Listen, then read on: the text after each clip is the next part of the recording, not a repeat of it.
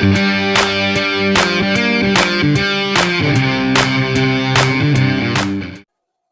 welcome all, and thanks for tuning in. Hope you're all enjoying some sunshine wherever you are. I'm Andrew Catchpole, editor of Harpers Wine and Spirit, and I have a great panel joining me today, whom I'll be inviting to introduce themselves in just a while. Okay, the title and theme for today's session is How to Promote Premium White Wine, Communicating the USPs of Alternative Higher-End Whites. So what are we going to be talking about? Well, modern food styles and lifestyles often seem naturally to lend themselves to white wines. So we're going to explore whether the trade is doing enough to encourage consumers to trade up and seek out premium white choices. We'll ask if premium is a word that customers primarily associate with reds rather than whites. And we'll ask when they do trade up within whites, is that limited to just a handful of usual suspects, let's say, good Burgundy, rather than embracing the global wealth of premium possibilities, and if so, why that is. So today I'm inviting our panel to share their experiences of selling higher end premium white wines and to discuss how to better capitalize on and communicate the USPs of alternative higher end whites, hopefully to better inspire and broaden the repertoire to the potential benefit I might suggest of both trade and consumer alike. We'll also be encouraging audience Q&A, so we'd love this to be an interactive session. So got a good number out there in the audience, some great people, hello, hello. And so if you can use the Q&A function for that, that would be fantastic, and I'll keep my eye on that. And last but far from least, before we begin, I'd like to thank our partner for today's webinar, Wines from Restaurateurs, for joining with Harpers to make this session possible, and also wetting the panel's whistles with some rather good wines from Green Spain, which we've pre-tasted really as a sort of backdrop to the discussion, rather than to go through the wines sort of per se one by one. Probably enough from me. I want to hear from the panel. So let's ask everyone to introduce themselves. I'll go around clockwise as you are on my screen. So Paul, just want to say hi to our audience and who you are, where you're from. I'm sure most people will know most, if not all, of the panel already. But Thank you, Andrew. Good afternoon. Yes, I am Paul Shinnie. I currently work for Alliance Wine. I'm the buyer for wines from Iberia, which very definitely includes Spain and our sponsor today, Rías Baixas. I've been working with Spanish wines for practically 30 years, mostly on my own, but more recently with Alliance. So that is me. I'll hand over to the next. That would be Carlos, as my screen is set. Hi, Carlos. Hi, I'm half Spanish. My wife is from Galicia. My folks, among many other things, wrote food and wine books on things Hispanic. And I've been a specialist importer for about 40 years. So I still work with primarily regional Spanish wines, although I go a bit further afield. Recently actually started in Bolivia, of all places, but Spain is my passion, and I've had fun for many years crusading and getting people to try more challenging things. And I think, yes, great, and delightfully, it's a crusade that's obviously been working. You and a few others notably have been championing the more esoteric and off-piste in Spain, and there's some fantastic gems coming through, making it one of the, I think, more exciting countries about at the moment. Noel. Yes, hello. Noel. Noel Young from NY Wines. Previously, Noel Young Wines moved to a new site a couple of years ago, and I've opened a wine bar as well. We're pretty well-known independent wine merchants, importers. I make wine in Australia as well. I have a big passion for Spanish wines. I recently bought a place in Valencia, hence the very red, shiny face. And yeah, looking forward to sharing some thoughts with you. Excellent, thank you. And Xavier, how are you doing? Hi guys, Xavier Rousset. I'm sommelier by trade, and I opened a few restaurants over the years, latest being Cabot, Blanford Comptoir, Black Book in Soho. And we also launched an app called Trade App for the hospitality industry, which is a free app to put jobs, perks, etc., etc. So I give it a little plug, actually. The Trade App is well worth downloading. Has nice little offers from restaurants and hotels and so on around and about, and it's something I've used a couple of times. So it's all good and exciting. Excellent. Okay. Well, as I said, let's kick in. We're here to talk about the wide spectrum of premium whites, but having pre-tasted a few whites from restaurateurs, could we just say how good a job they did, what our impressions were of that selection of wines, and how good a job you think they can do of turning heads away from, as I said, some of the most established sort of high-end or premium white regions. Paul, what did you make of the selection we tasted? I mean, I thought they were all good. I think one of the things that Rias Baixas has offered and does continue to do is offer a guarantee to consumers. I remember from the very first days when I started importing wine from Señorans, there were about 8 producers in the market, and everybody latched onto the wines from Rias Baixas because they offered that lovely consistency of quality. And while the wines that we've tasted do show a range of styles, there is really a sort of overriding similarity. And I think that's one of the things that, again, the consumer takes pleasure in that they know what they're getting when they buy a bottle of Rias Baixas Albarino.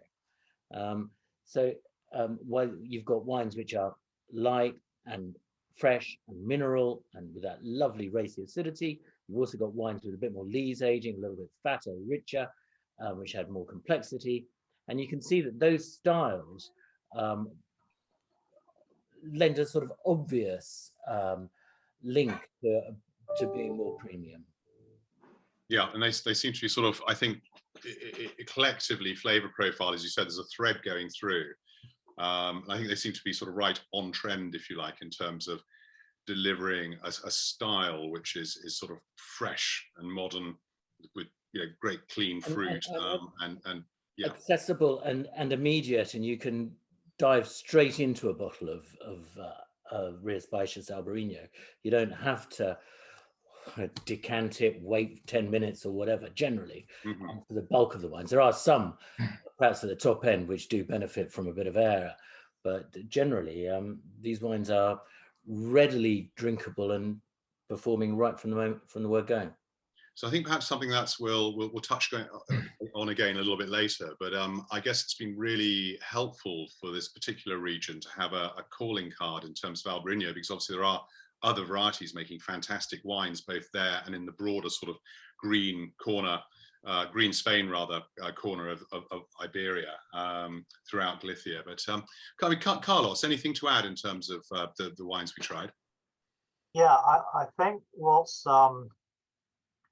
positive, as Paul says, is the way things have developed.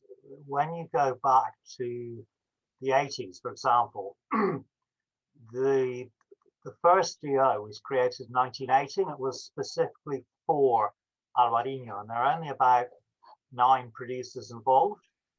Rias Baixas came along later in about 88, and what changed radically was that whereas previously all the wines had been from the Salnés Valley and a few from El Rosal down on the Portuguese border, that suddenly, because everybody wanted to produce wine and Spain was on a boom, the area suddenly became 5 different sub-areas, and then mainly it's Albarino.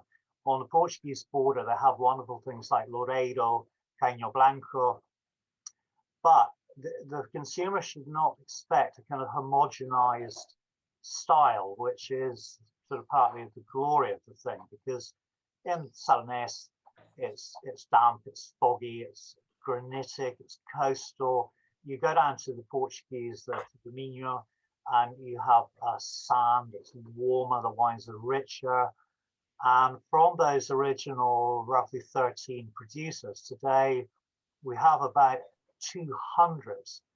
And therefore, the variation can be enormous. But what's interesting, as Paul was implying, is that there are very few that are actually poor.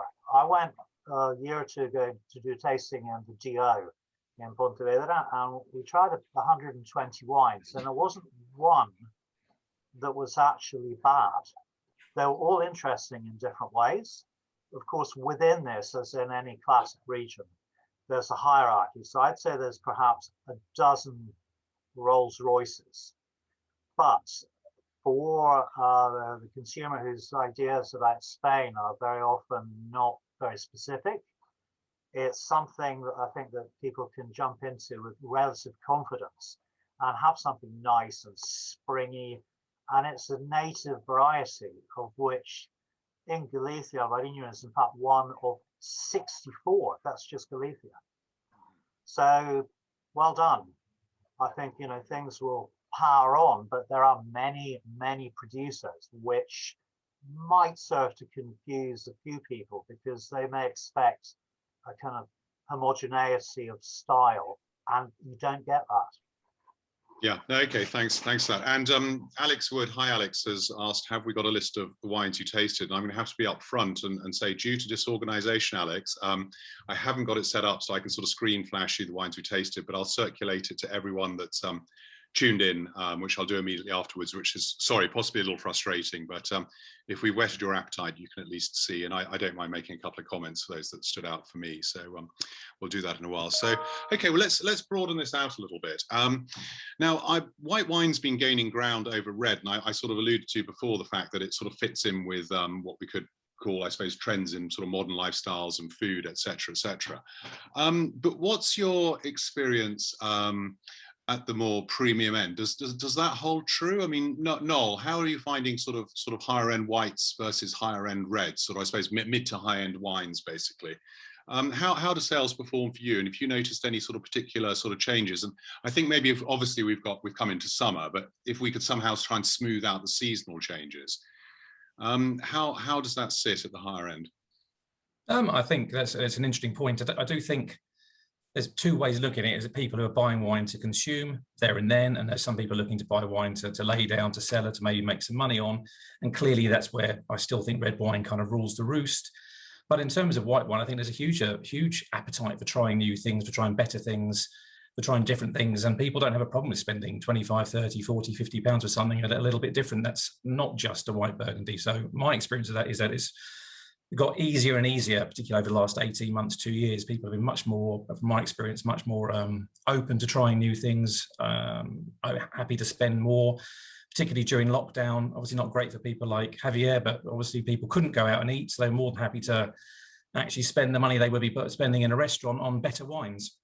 And so we saw the average spend per head go up dramatically over the last 18 months, and that's across the board for reds and whites, absolutely, and a notable increase in higher quality white wine sales. Which that's really, really good to hear. And within those white wine sales, are people being, I mean, it's been reported quite a lot, not least in Harpers, that a lot of people have been more adventurous. They've had more time at home, sort of think, consider, rather than just snatching a bottle hastily from their local merchant on the way home. Are they going into sort of more obscure territory, or are there certain sort of names like Albariño, for example, that they're going bang, they recognise, and they'll sort of hang their hat on, but maybe spend a little more? I think that's a question that needs lots of answers, really. I mean, I think we do a lot of mixed cases, and a lot of people went from just buying their regular half dozen, the same old things they always buy, to suddenly saying, well, why don't I try your mixed cases? And then discovering a whole world of different wines, tasting things like Grauburgunder, Albariño, Godello, etc., etc., etc. I think it really opened a lot of people's eyes to what else is out there. So yeah, for sure, that's definitely been the case. Okay, thanks. Can I butt in for a moment and just please, Carlos, I insist. I think that Noel is quite exceptional, and he's always worked on a level of excellence which is not that common in my view. And people go to Noel to buy proper wine, and when he suggests things, they have an open mind. But in my view, I think that in general, the trade needs to be encouraged to be much more adventurous. You know, we lived in London for nearly 40 years. We moved out just before the virus. We live in Hampshire, which is a very rich area, blah, blah, blah. And the wine offering is so boring. We've got perhaps one indie merchant here, but when you go out to eat and the food is good, the offering is very, very poor. And I don't think there are enough people. I mean, obviously the virus didn't help, but there aren't enough people going out there and encouraging adventure, because if you have, say, gastro pubs and they're only going to do half a dozen basic styles, why should they just continue, to roll out kind of completely hackneyed styles that are semi-industrial? If they're only going to offer something limited, people will drink what they are recommended. So what surely they would gain from actually having quality. So it comes down to being, maybe education on all our parts. But I think people need to be more adventurous. I mean, in terms of those who hold the stocks and sell them. So I think that's something we'll certainly, continue and address during the course of this discussion, because I think it's as much about the trade. I mean, they're the gatekeepers, and if you put adventurous things on, then naturally some consumers will surely be enticed to be more adventurous. If it's not there, you can't go any further, can you, than what's on offer, I guess. So it's Xavier, I know it's been really tough, and obviously you've been closed and or restricted for the a vast majority of the last sort of goodness, how many months is it now since the pandemic first struck? But what's your sense? Sort of same question to Noel, really. With wines, whites at the more premium, what's the balance within your various businesses as to how customers kind of interact and where they spend when they're spending up? Yeah, I mean, for us, red is still the main one, right? And I think there's a link between, in people's minds, starter is white, red is main course, and starter is half price of the main course. So they tend somehow to reflect that. So they spend, I don't know, say £50 a bottle of white for the starter, and they splash double that for the main course, and it tends to be red. So in terms of retail, it could be a different things. For restaurants, it still is the classic Burgundy. And when it comes to be, how do you call that? Try to take a new things, take a risk in some ways. And people don't, if they discover, say, Chenin Blanc or Albarino, they start at 30, 40 pounds. And if they feel confident that they like the grape, then they splash another 80 later, another time. But they will never go straight up on a grape they never heard of or they never tried before. So I think it's a learning curve. Just like Chardonnay, they must have tried so many Chardonnay before they splash on a Puligny. So I think they think they're quite cautious. Risk element is not something they do in a restaurant. The margin, we know, it tends to be sometimes aggressive, so they don't want to take a £100 bottle of wine and be very disappointed. I mean, look, we use Coravin, which is amazing for by the glass, and I think people will then splash a £15 glass of white wine to start and a bottle of red. So this was also a game changer for fine wines, fine white especially. Mm-hmm. So you don't want to commit to a bottle of white and a bottle of red if it's only for two. So you can have a good glass of white and a nice bottle of red. But I think the ratio is still 70-30, 70% fine red, whatever fine or premium red, and 30% premium white. And I think there's a massive link with starter main course. Yeah, I was going to come on to that. I always think about I always think of it rather cheekily as being the sort of the French food pairing tyranny, in the sense that the European model will tend to be, as you say, starter white, main red, something sticky and sweet with something sticky and sweet. So I suppose that is actually usually a back to white, not necessarily. But so meals are defined like that, and the centerpiece of the meal is probably going to be the showiest, and that's often to be paired with red. So you work towards that. So it's as if you're progressing. And also the just the nature of the weight of wines and the style of wines would typically dictate we taste through whites into sort of fuller whites, and then obviously start with light reds and taste through to fuller reds. So again, it sort of gives the perception that the reds always come out on top. I think they're the last things you remember, which is interesting. Someone's a comment here. Alison Dillon's put up for everyone out there, if you've noticed in the chat, the wines that were pre-tasted.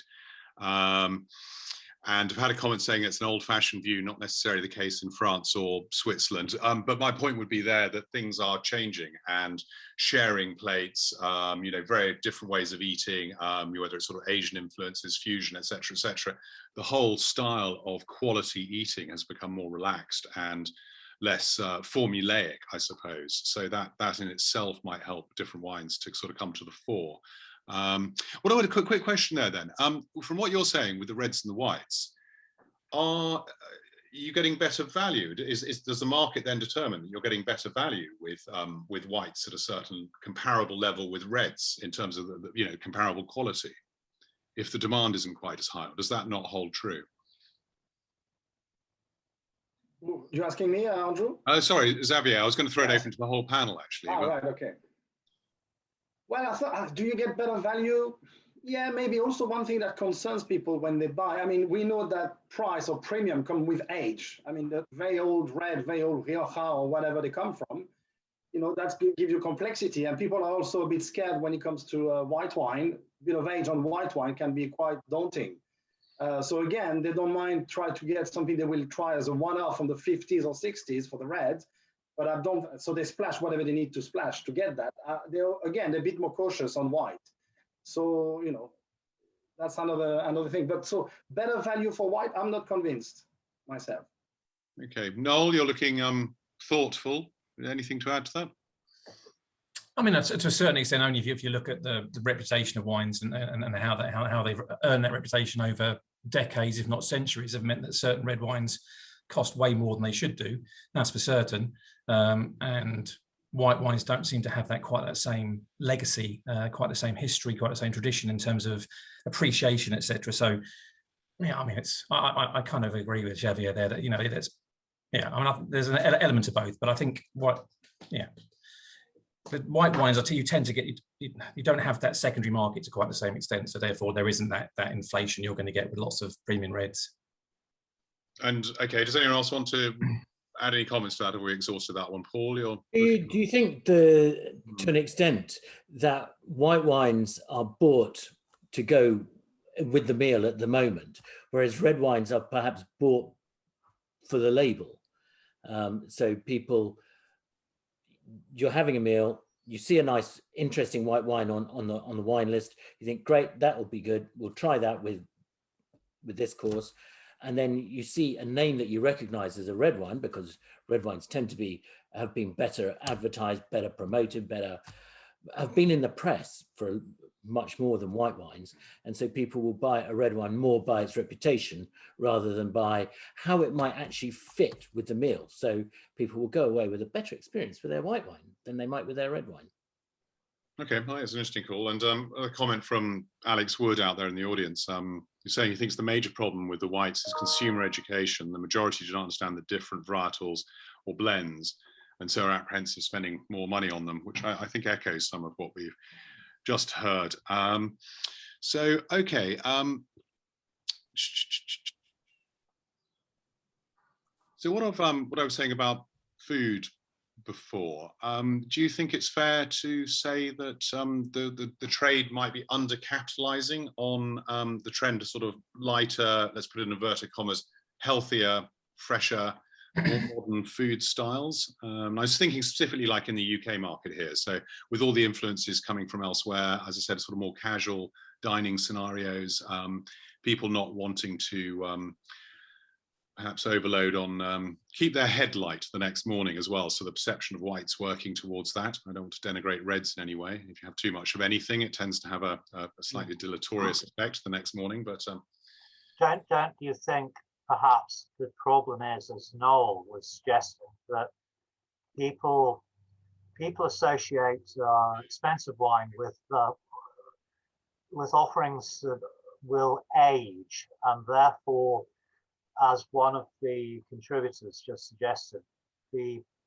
there are fantastically obscure white varieties made in very small quantities all over the place, but many people have never heard of them, and it comes back again to recommending them. So, for example, if you look at, say, Timorasso from Italy, or an old vine, Verdejo or Alvarinho, the price is going to be very expensive, but selling white wines of a high price is complicated for the reasons we've said already. And although food has become much more interesting now with so many fusionist styles, different trends coming in, it's still, I think, tricky, because the consumer needs to be firmly pointed in the right direction. And that comes with trust. You know, people go to Noel because they know him. So if he wants someone to try blah, blah, blah, he can get away with it. They will trust him. And the same in a nice restaurant. If you go regularly and you are recommended to try something, you will. But I think this only functions at a particular level. And we come back to, you know, the old-fashioned views of things. Yeah, does anyone want to add to that or counter that? I think it's education, as we talked about, starting the, you know, obscure grape that nobody heard of, which are high quality. I mean, look, Asiatico has done a very good job. Obviously, a fantastic job in the years, so people recognize the quality and are willing to pay more and more. But it's a mid to long journey. It doesn't come overnight. And I think what you need as a region or for the grape is consistency, high quality consistently. Because if you take some Pinot Gris or Pinot Grigio, Pinot Gris can amazing grape, but I think it's got a bad name because of Pinot Grigio potentially.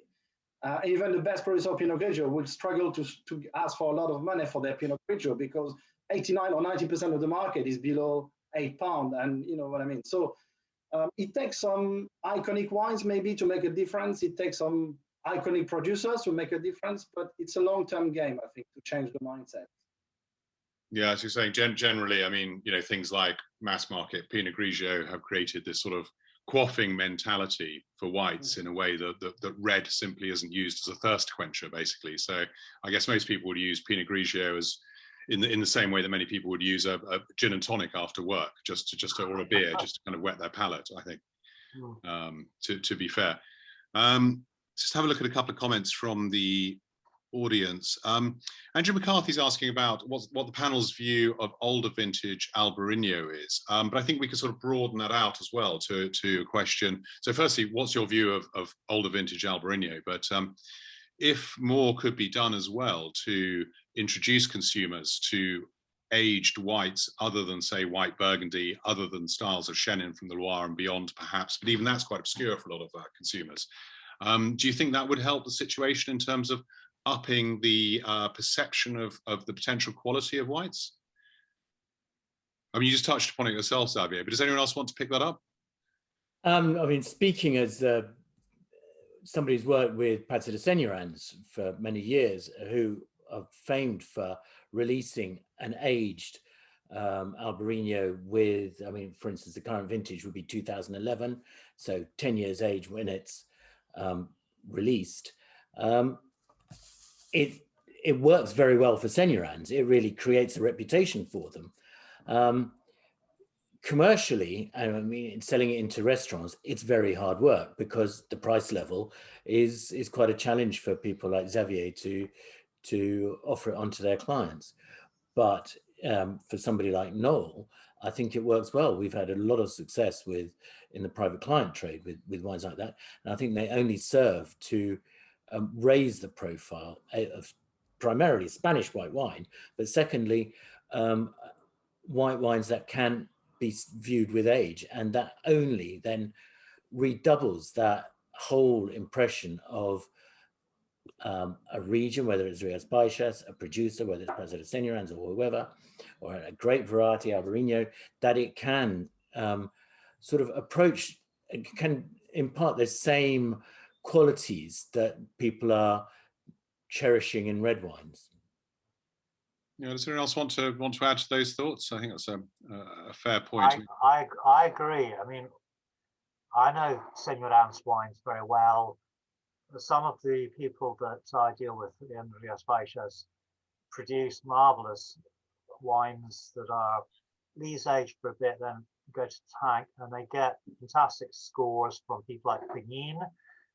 But by the time they reach a shelf in this country, again, because the production is tiny, they're often talking about maybe £50 a bottle, and that's a big ask because there is a sense of fear. You know, if it were an old Rioja or something from Ribera del Duero, they probably wouldn't blink. But people have to somehow be really encouraged to take whites of a serious level, you know, to put their hand in their pocket and say, oh, this can be as good. And obviously with the age characteristics, you get a lot more complexities, and therefore the wine can also be versatile with all manner of foods. But this is a ham sell in a big way. It all depends. At the moment, we're kind of focusing on sort of niche wines. I mean, I also love that Patio de Señorán we're all talking about. So it's a fantastic wine. I've judged it in the Wine of Spain Awards many a time, and it's won the trophy because it's cracking wine. But it's tiny production. It's never really going to be a dominant force. I think that really, you know, all these little tiny little iconic wines are great and they help build profile. But there's still an awful lot to be done to actually get people to actually drink and be more adventurous at a certain level. Let's just say Albarino, because that's kind of one of the reasons why we're here. There's still a lot of work to do to educate people what Albarino even is.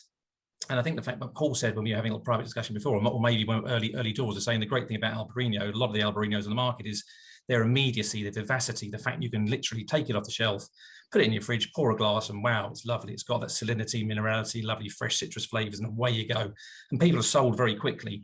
And then you've got them on that journey. Then you've got them. Then you can then push them onto all sorts of different things. But I think we'd still need to do a lot more of that basic groundwork with lots of varietals in white wine before we can start talking about aging and all those sorts of things, which are, as we all know, is such a tiny part of our actual industry. It gets a lot of column inches, but reality is, it's still something like 95% of wines drunk within 24 hours of purchase. So we do need to sort of concentrate on the things that really drive the business forward, in my opinion. And it's fair to say that's obviously impacted on red wines as well, with so many being, you know, brought forward, sort of more fruit forward, basically. Sort of tannin softer or more integrated, et cetera, to facilitate the ease of that easy drinking appeal. I'm talking about, obviously, you know, for volume wines and a large number of the wines on the market, and that's, I think, sort of informed how entire regions have sort of shifted their style overall. I mean, we've got more comments coming in.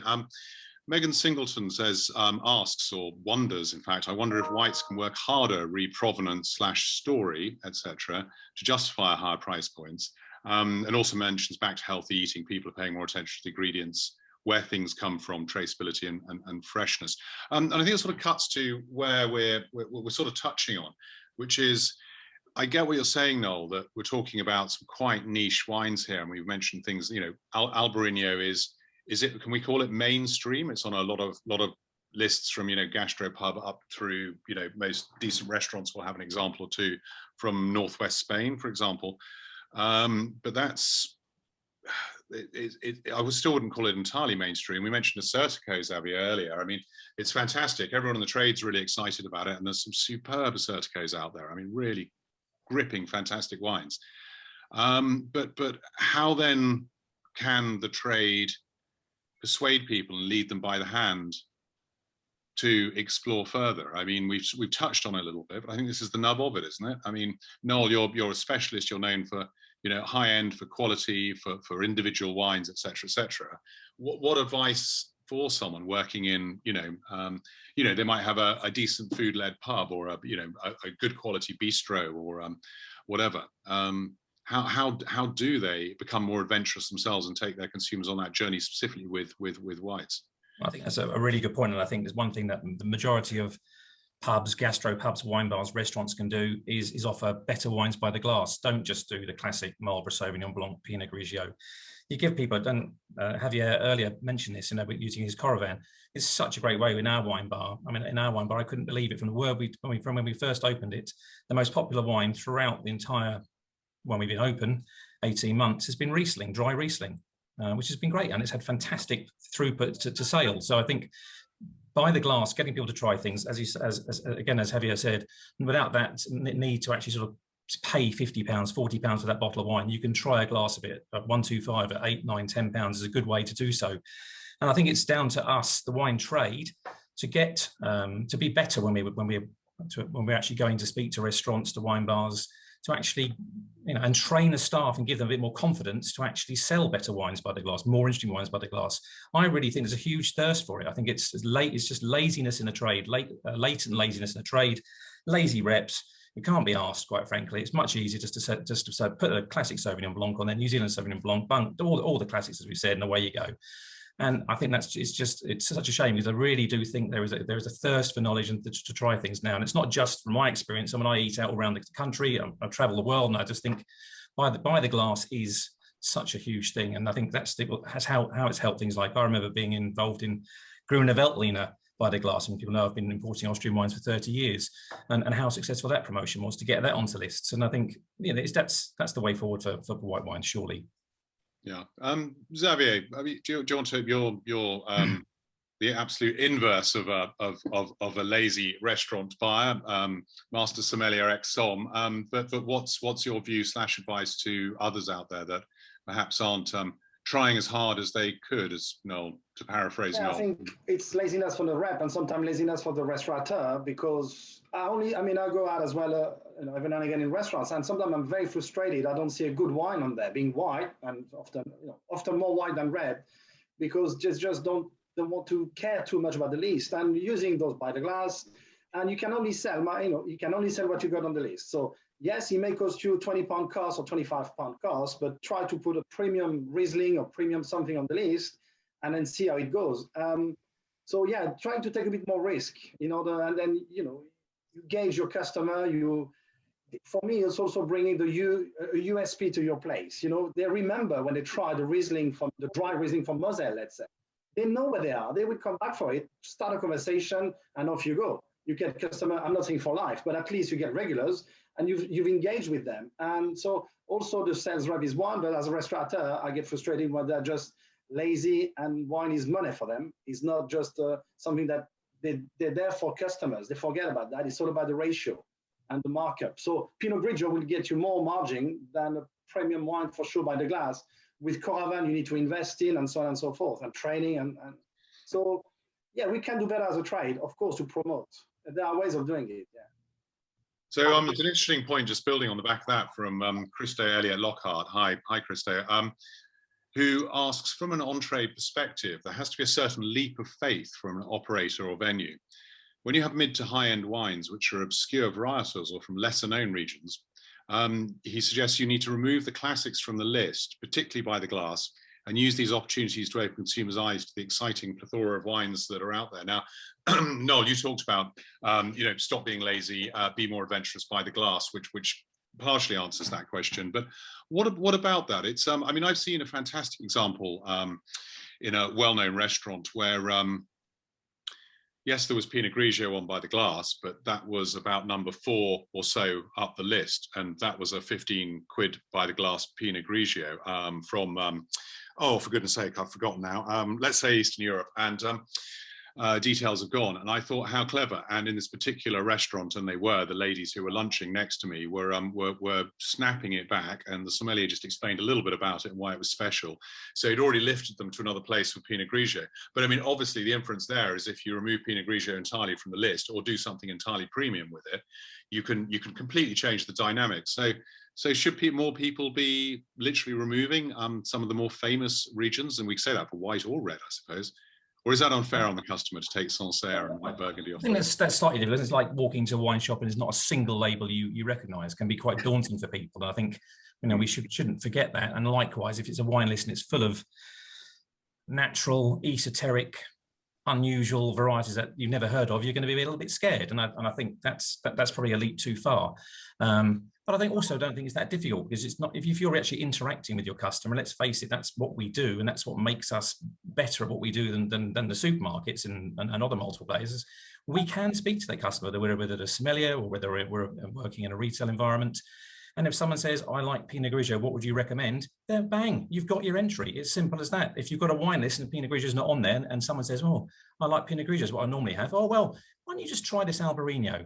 Think you might like it. It's not difficult. I mean, we're not talking rocket science here. So I wouldn't take everything off, but I do think it's not that difficult to be a little bit braver and to remove some of the most obvious things off the list. And as that the person who raised that question, just keep them on the list, but not on by the glass. Yeah, fair enough. So that's one simple solution. Possibly ties into a question from Jackie Brown as well. Jackie, hi, who said, so how can we incentivize sommeliers to best extend their lists? I don't know, speak to one or two sort of suppliers. So Paul at Alliance, any thoughts? And maybe we'll come to you as well, Carlos. I mean, I think it's about education and about giving them the experience to talk about the wines, explain the wines, see how they can be used in a more versatile way. I think Carlos mentioned earlier on, one of the impediments for people spending a lot on a bottle of white wine is that they don't know what to do with it, or they're very fixed in their minds about what to do with it. It's, or Xavier mentioned, you know, it's the wine that goes with the first course. The first course costs less, therefore you're not going to spend a lot of money on a white wine. But if you can say, I mean, I remember saying to people over and over again, I often have a bottle of Albarino. It goes really beautifully with those shellfish in the first course. And then I have some meat in the second course, and I've got a bottle of red wine, but it's a bit mediocre. It doesn't go well with it. I go back to the Albarino, and it's fantastic. It's much better. And we have to open people's minds up. And that's part of speaking with sommeliers, educating them and asking them to try and be more brave with their clientele, I think. And would this also go for, because when we're talking in the more quality focused areas of wine retail on and off trade here, surely. So would you say the same thing for independent merchants? Because we seem to be putting a lot of emphasis on sommeliers, who obviously have a fantastic role in terms of creating excitement and engaging their customers with new things. But indie merchants surely play a very, very similar role in a sense. They just don't have the plate of food in front of them at that time. But yeah, I think so. I mean, we try and do the same sort of work with independent merchants as we do with sommeliers in terms of holding tastings, and over the past year doing lots of virtual tastings and having the winemaker explain the wines and where they've come from, what's interesting about them. I think perhaps independent merchants are slightly more, God, I'm probably going to have every restaurant shout at me now. I was going to say, no one's listening. You'll be fine, Paul. I was going to say they're rather more rooted to the profit and loss of their business, and if you can provide them with a reason that buying this wine and selling it is going to make more money for them, then you're more likely to have more success. Can I butt in here just for a second? Please, Carlos. Yes. If we're talking about premium wines, which covers a multitude of sins, and the simple fact is that many esoteric white wines may be low production and hugely expensive, but in the middle there's an enormous range of very accessible mid-price wines, and therefore you can't, as was suggested earlier, sort of get rid of all your Sancerres and Pinot Grigios. But if you've got a Pinot Blanc or a Vermentino or something at a mid-range price, and it's more or less the same as certain standards, whether it might be a Sancerre or whatever, then surely it's not that complicated in just off a restaurant list or in a shop. If you see someone, buying the same thing, say, look, why don't you be adventurous? This is more or less the same money. If you think that, some of these wines are too cheap, then make them more expensive. But you want to try and sell people. It doesn't mean that people are automatically going to have to spend 30 or 40, 50 quid. Not at all. So it comes back to what we've been sort of repeating about laziness and education and gentle, enthusiastic persuasion. Ultimately, it's not rocket science. Well, that's we've got quite a nice comment about that as well. Sorry, Andrew, just to add on that, I know we talk about laziness of the sales rep and the restaurateur, but also I think it should start by the winemakers, the wineries. Often the white wine are used as cash flow. So they need to shift it within 6 to 9 months to make some money to make survive and just make a living. So, if they were to create a special cuvée, we all know about Tondonia. We understand Tondonia is in a very different situation. It's historical. They've sat on stock for years. But I think if it was to start with the winery, so they build a reserve stock or whatever they do, and they do some release. And I understand they need to make a living. There's some cash to be, white to be sold quite quickly. But often I found that you know, like we say, starter white, main course red. Sometimes some wineries use white for cash flow and red for premium. So they need to reverse the mindset again, I think. Some of them, not all of them, obviously, but some. But very often, and I'm sure Noel and Paul will agree. I mean, I'm a Spanish specialist, and yet 80% of what I sell is white. So and that's probably with everyone else, it's the other way around. And when one deals with prestigious wineries of a certain history, one wouldn't dare interfere too much in what they do. But the world is a playground, and at the middle level, I'm sure Noel will echo this. For years, we've been going into wineries and suggesting that if things were made better with advice, that sales would improve. And, you know, I sell, I don't know, or Verdejo, for example, I sell about, in Britain, maybe 40 or 50,000 cases of 4 or 5 different blends, which are every year made to a specific taste. And that is 5 times more than it was maybe 10 years ago. But it's a question often of interfering with people who are inspired enough at the production end to get their act up, and they will sell more and their name will be better. So there are a lot of lazy people out there, but there's a lot of scope for improvement with the right encouragement. I think we're going to have, we've also got a very, very dynamic panel, all very dynamic people. There is obviously a pool of lazy people out there. I'm sure we're going to hear from, from some people soon, having decried the rest of the trade. No, we haven't decried the rest of the trade. We're making some very, I think, positive and interesting points here. An interesting one which ties in, I think, with that from Jacques Roux, who mentions or says, does the New World have more of an opportunity to promote premium whites? I think there might be some interest here, but like, you know, Old Vine Shinnie from South Africa.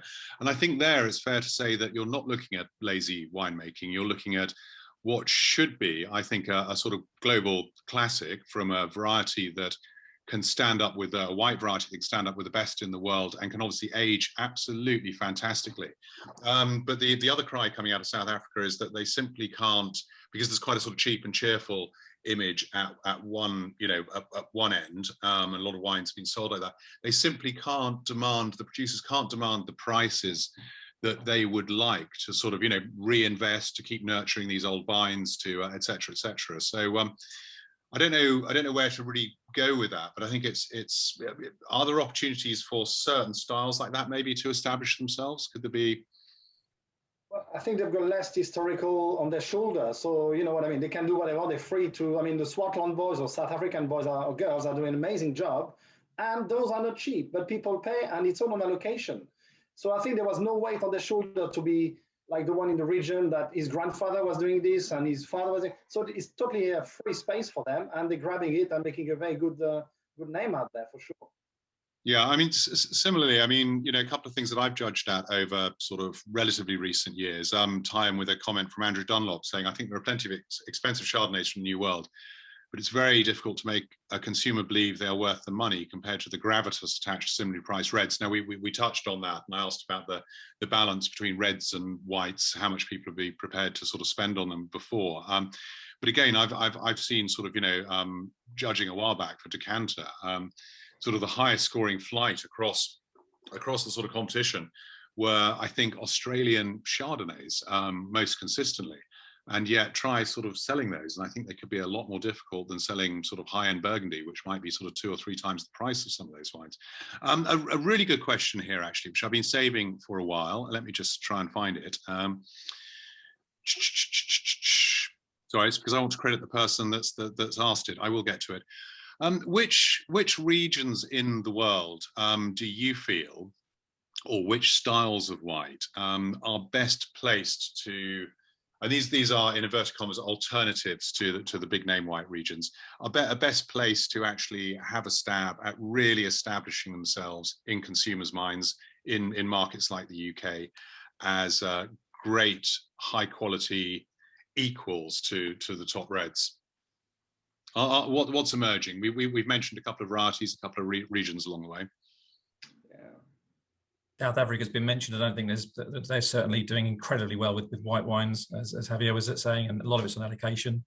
I'm going back to various questions. I think a lot of the top end whites are, you think of things like Gioconda in Australia. That's an allocation. You get your 18 bottles. That's all you get. I can sell it 10 times over. I don't think there's a real issue personally in selling a lot of the top end white wines. There are an awful lot of top end or so-called top end white wines that have a top end price but don't have a top end quality as well. So I mean that's another problem.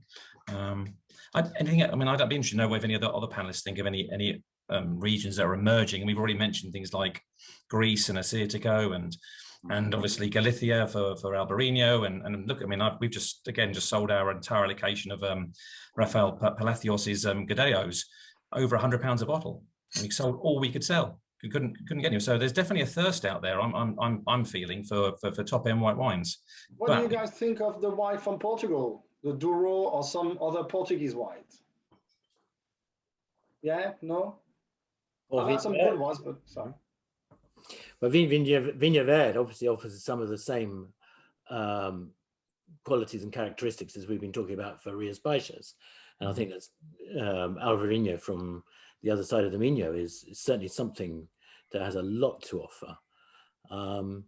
But there are many places that, I mean, in Spain, you look at, say, the Ribeiro, they have marvelous great varieties, which unfortunately usually work better as a blend. And therefore, going back to being lazy again, very often people in this country, they want to sell a variety. So everyone's been looking for years, for what will be the next Sauvignon Blanc, blah, blah, blah. But the answer is that there probably won't be. But there are loads of indigenous things made at sort of medium levels, which will always be interesting. But, surely it's time to get away from sort of mass-produced wines and giant trends. Perhaps a more apt question. Of course, there's Riesling from Germany, but sorry. Perhaps a more apt question is where in the world can't produce great white wine? Precisely. So there's a wealth of possibility. I'm sorry, Xavier, did you want to jump in as well? No, I mean, it's not necessarily up and coming, but Riesling from Germany, we always talked about. The quality is higher than it's ever been. It can rival with the best white wine or best wine in the world, full stop. So yeah, but it's not up and coming for sure. But he hasn't come either, you know what I mean? It's not up and coming, but he hasn't arrived. So it's a funny state. It's interesting. I hope I'm not landing myself in trouble by saying this, but I think Albarino has been described as, how can I put it? It's for people. I mean, Riesling's one of the great loves of pretty much everyone in the wine trade, and it seems to be, Noel, you might disagree with your particular customers, but it seems to be one of the more difficult things for people to sell, for independent merchants to shift off restaurant wine lists. I think we probably, and it's probably pretty well been pretty well discussed, though, some of the reasons for that, consumers' expectations, stylistically, et cetera, et cetera.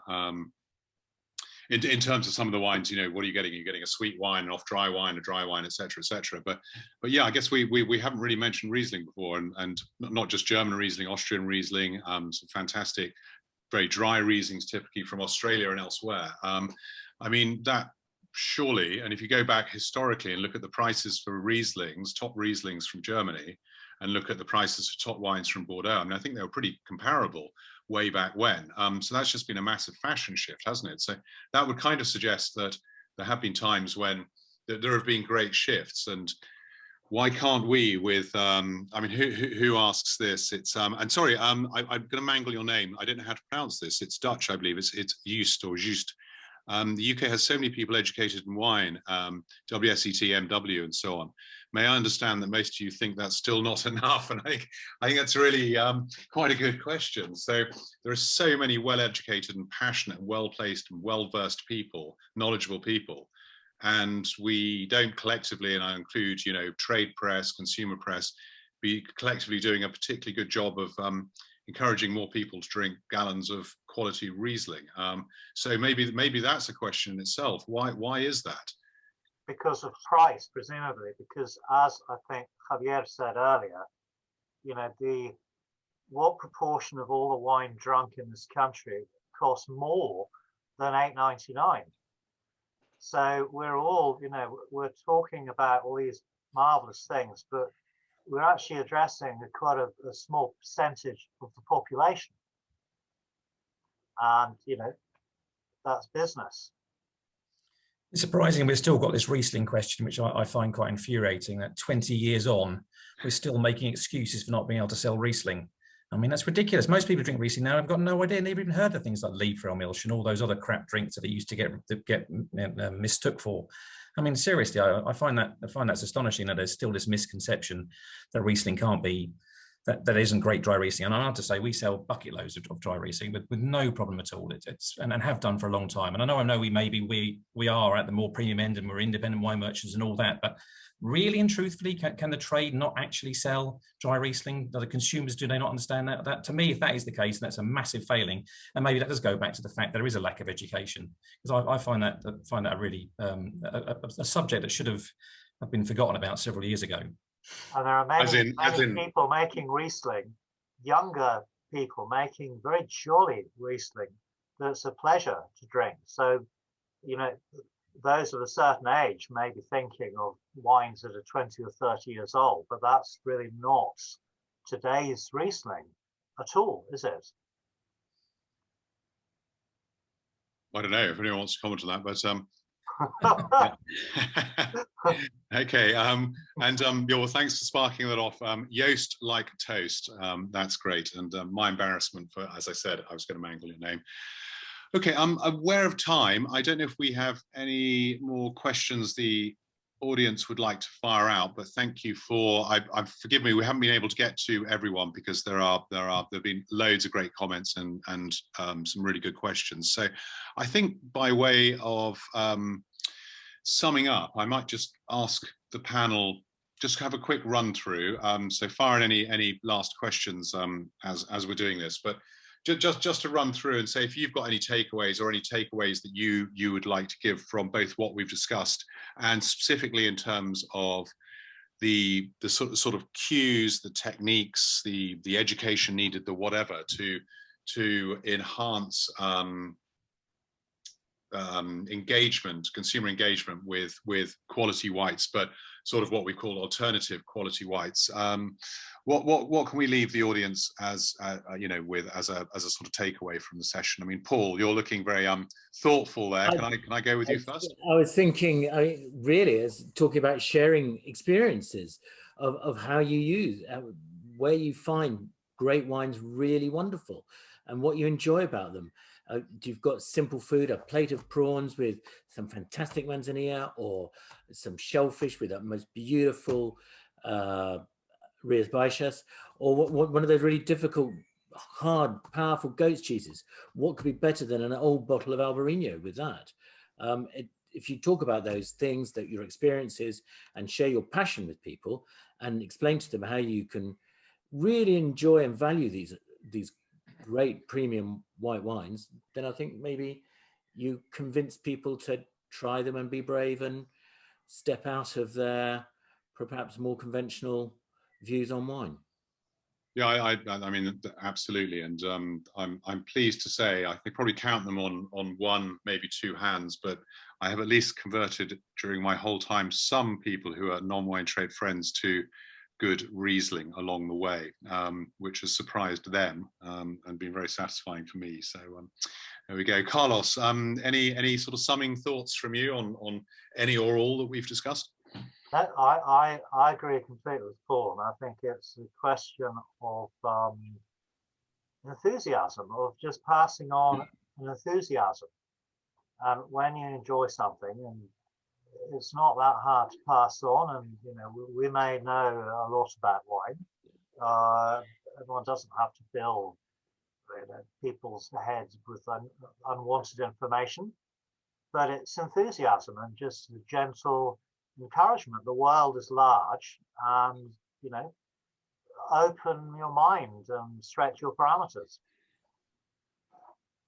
Yeah, no, fantastic, and thank you. So, yeah, again, I mean, sort of echoing, I suppose, Paul, in the sense that just enthusiasm, engagement, carrying people on that journey that you know, we've all been on in terms of our passion for you know, what we're buying and selling, basically.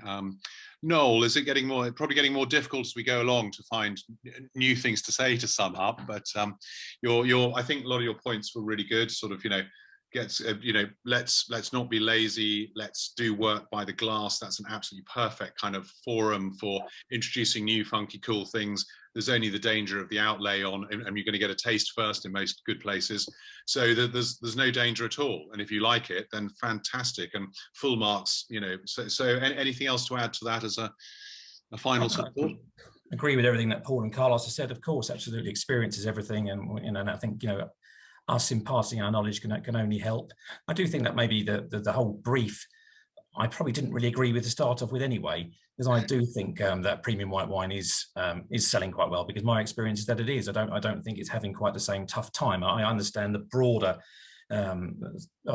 aspects of what you were trying to get across, and I agree with that. But I do think, I'm really lucky. We're at a time now where the quality of wine that's in the UK has never, ever been better. The diversity of selection is fantastic, be it white, red, whatever. So there's literally no excuse to not be converting people who are not converted into trying better white wines. There's so many avenues for us to do that now, be it tastings, online tastings, wines by the glass, independent shops, even, you know, there's so many more avenues than there used to be, and so much more knowledge that surely we're all going the right way, and hopefully we won't have to drink too much more sub £8 Pinot Grigio.